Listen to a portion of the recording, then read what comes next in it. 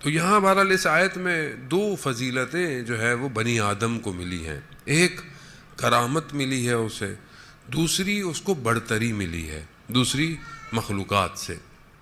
اب اگر انسان بہرحال ان فضیلتوں کو دیکھے تو اس کو اپنے وجود میں یہ چیزیں نظر آتی ہیں، اور یہ چیزیں فطری ہیں، یعنی نیچرل ہے.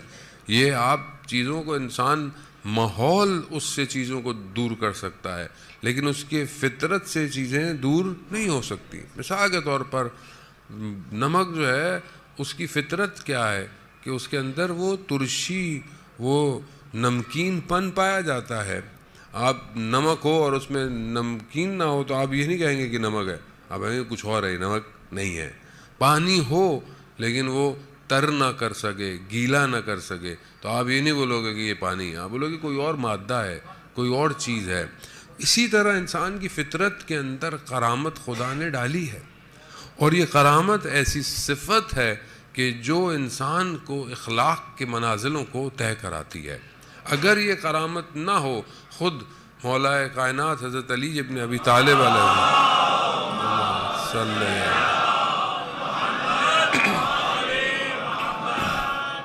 خود امام ارشاد فرماتے ہیں کہ جو شخص کرامت رکھتا ہے، جو نفس کریم ہوتا ہے، وہ دنیا کو چھوٹا شمار کرتا ہے. یعنی جو کرامت والا نفس ہوتا ہے دنیا اس کے لیے معنی نہیں رکھتی ہے، لیکن وہ نفس کہ جو دنیا کو بڑا دیکھتا ہے، دنیا میں دل لگاتا ہے، وہ نفس خوار اور ذلیل ہو جاتا ہے دنیا کے اندر. اب یہ انسان کے وجود کے اندر کرم ہونا کہ انسان جو ہے وہ دیکھے. آئیں اہل بیت علیہ الصلوۃ والسلام کے دروازے پر کہ وہ کس طرح اس فضیلت سے لبریز ہیں. شخص آتا ہے مسجد کے اندر، دیکھتا ہے امام حسین علیہ الصلوۃ والسلام مسجد کے اندر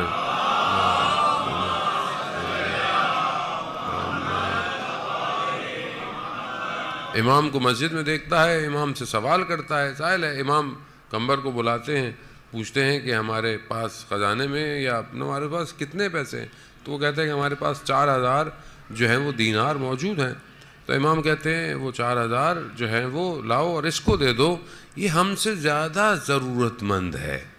یعنی یہ زیادہ ضرورت مند ہے کہ یہ ہم پیسے اس کو، کیونکہ کرم کرنے والا کرم پر زیادہ اور اپنی خواہشات کو دبا کے رکھتا ہے. یعنی جو کرم کرنے والا شخص ہو، جس کے اندر کرامت پائی جائے، وہ اپنی خواہشات کو کم. مثال کے طور پر اگر جو کریم ہے وہ کھانا کھلانے میں زیادہ خوشی محسوس کرے گا کھانا کھانے سے.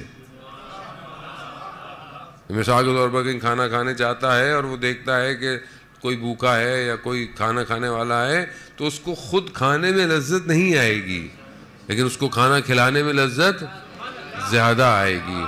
خوب یہ ایک صفت انسان کے اندر ہے. اب انسان دیکھے کہ کیا یہ صفت میرے اندر پائی جاتی ہے کہ نہیں پائی جاتی. مطلب اس کا ایک جھلک یہی ہے کہ انسان اپنی زندگی کو ٹیسٹ کرے. نارمل زندگی میں رہتا ہے، باہر رہتا ہے، گھومتا ہے، اگر اس کے ہاتھ میں اتنی گشائش نہیں ہے، اتنا ہاتھ میں نہیں ہے، لیکن کیا اس کا وجود یہ چاہتا ہے کہ نہیں چاہتا؟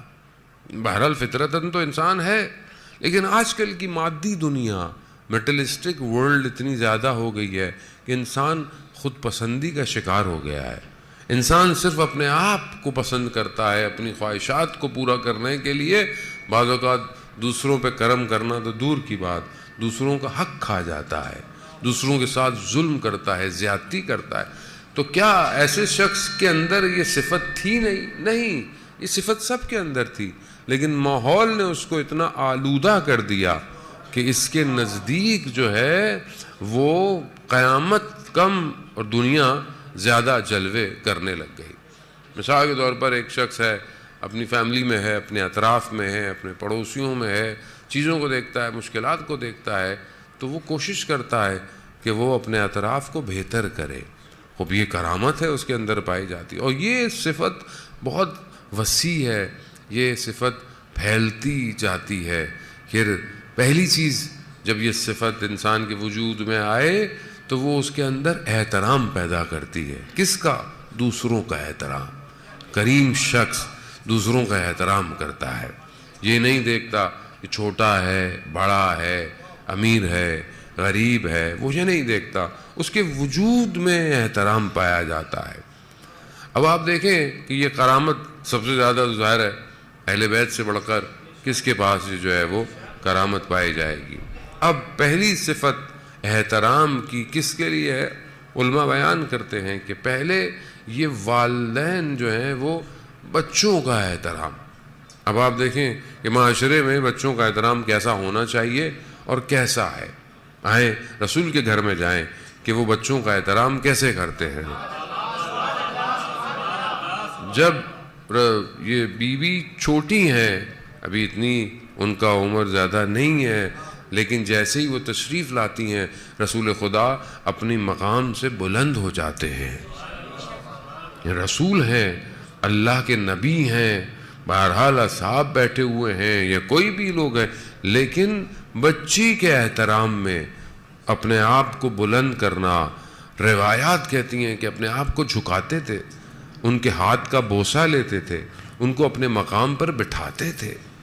وہ کہ ظاہر ہے سامنے بھی جو بچی ہے وہ کوئی عام بچی نہیں ہے، وہ بطول ہے، وہ عذرا ہے، وہ راضیہ ہے، وہ مرضیہ ہے، وہ اللہم صلی علی محمد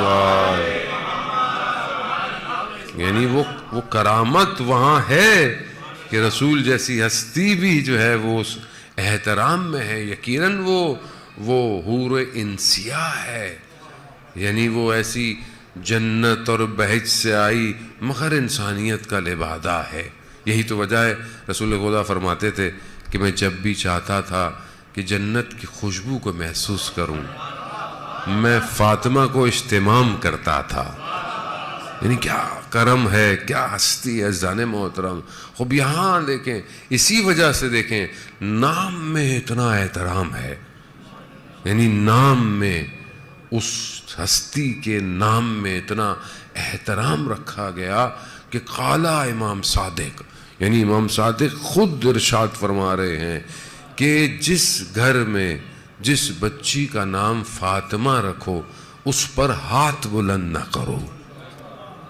کتنا احترام ہے، کیوں؟ کیونکہ منسوب اس ہستی سے ہو گیا ہے۔ یہ آسان نہیں ہے یہ کرامت۔ اور باقی آپ دیکھیں بہرحال رسول خدا باقی بچوں کا، بیوی کی اپنی جو ان کی اولاد ہے ان کا کتنا احترام کرتے ہیں، حسن حسین کا کتنا احترام کرتے ہیں۔ اب یہ صفت کرامت کی وجہ سے ہے، کریم ہونے کی وجہ سے ہے۔ کیا ہم آج معاشرے میں یا اپنے گھر میں اپنے بچوں کا یہ احترام کرتے ہیں کہ نہیں کرتے؟ اپنی بیٹیوں کا احترام کرتے ہیں کہ نہیں کرتے؟ بیٹوں کا احترام کرتے ہیں کہ نہیں کرتے؟ اور رسول خدا خود ارشاد فرماتے ہیں کہ اپنے بیٹے کا نام اگر محمد رکھو تو پھر اسے بیٹھنے کی بہترین جگہ دو، اس کے لیے وسعت کرو، اس کے ساتھ کوئی اس کو غلط بات طریقے سے اس سے بات نہیں کرو۔ یعنی کیا؟ یعنی خوب یہ کرامت ہے، احترام ہے، بچوں کا احترام سنائیں۔ آج بچے دنیا میں بہرحال معاشرے کے اندر، کیونکہ ورلڈ دنیا ایسی تیز ہو گئی ہے، ڈیجیٹلائز ہو گئی ہے کہ بہرحال سوشل میڈیا نے، ٹی وی نے، ڈراموں نے، اینیمیشنز نے بچوں کو بھی تبدیل کر دیا ہے، والدین کو بھی تبدیل کر دیا ہے۔ اب والدین بھی اس طرح بچوں کے لیے ٹائم نہیں نکالتے جس طرح بہرحال نکالنا چاہیے، اور ظاہر ہے ان کے اندر بھی وہ پھر احترام پیدا، کیونکہ ہر چیز جو ہے وہ ایک، جس طرح آپ ایک دفعہ کی کوئی چیز کھا لیں، ایک دفعہ کوئی چیز استعمال کر لیں، رشتے بھی ویسے ہی ہو گئے۔ جب آپ آج اولاد کو اس طریقے سے پروان نہیں چڑھائیں گے تو کل یہ اولاد بھی ظاہر ہے پھر اسی طریقے سے آپ کے ساتھ برخورد کرے گی، اسی طریقے سے آپ سے اس کا بیہیویئر ہوگا۔ تو آج ہم دیکھیں مثلا مسجد کے اندر یا مثلا امام بارگاہ میں بچے ہیں، آ رہے ہیں، کھیل رہے ہیں، کود رہے ہیں، تو ہمارا رویہ ان کے ساتھ کیسا ہے؟ نماز پڑھنے آتے ہیں بچے تو بزرگ حضرات ان کو بھگا دیتے ہیں، کہتے ہیں بھائی نماز ڈسٹرب ہو رہی ہے۔ بہرحال ایسی نمازیں لے کے کہاں جائیں گے اگر یہ بچے مسجد سے بھاگ گئے؟ تو پھر آپ ان نمازوں کو کہاں لے کے جائیں گے؟ زان محترم ان کو کھیلنے دیں، بچوں کو، بچے ہیں۔ خوب یہی چیز ان کو آہستہ آہستہ سجدے گاہ سے کھیلنا کل سجدے گاہ پہ سجدے کی توفیق دے گا۔ خوب یہ کرامت آپ کو بہرحال اپنے بچوں کو دکھانی ہے۔ بہرحال اسی طرح کرامت بڑھتی ہے، اور یہ کرامت جو ہے وہ میاں بیوی کا آپس میں احترام کتنا ہے۔ خود رسول خدا کس طرح حضرت خدیجہ کا احترام کرتے تھے، خود حضرت زہرا سلام اللہ علیہا